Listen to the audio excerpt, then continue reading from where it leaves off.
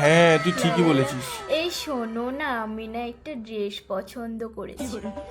আরে, তোকে বলেছিলাম না যে আমি অনেক ভাগ্য করে এরকম একটা বউ পেয়েছি। সত্যি কথা বলতে কি বলতো, ওর কোনো চাহিদাই নেই।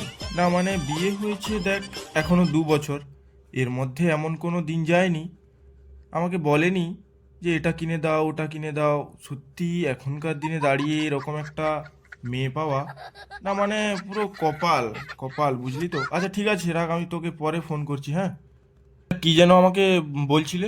চা চা চা করছি, খাবে না? চলো। হ্যাঁ হ্যাঁ হ্যাঁ, যাচ্ছি। আরে আমার বরের মতো বর না এই পৃথিবীতে দুটো নেই। হ্যাঁ, আমাকে এতটা ভালোবাসে কি বলবো। আমি যখনই যা বলি না সাথে সাথে এনে দেয় আমার সামনে। হ্যাঁ, না বলা তো দূরের কথা, কি তুই লাইভ প্রুফ চাইছিস তো? আচ্ছা ঠিক আছে, তোকে আমি দিচ্ছি। আরে দাঁড়া, এই শুনছো, এই শাড়িটা না খুব পছন্দ হয়েছে, 5,000 টাকা, এনে দাও না। 5,000 টাকা? হ্যাঁ, নাও। নিয়ে নেব। আচ্ছা আচ্ছা আচ্ছা, ঠিক আছে। আরে দেখলি তো, টাকাটা দিয়েছে, ভিডিও কলটা করছি, ধর। হ্যাঁ, ও ঠিক আছে, ভিডিও কলটা ধর।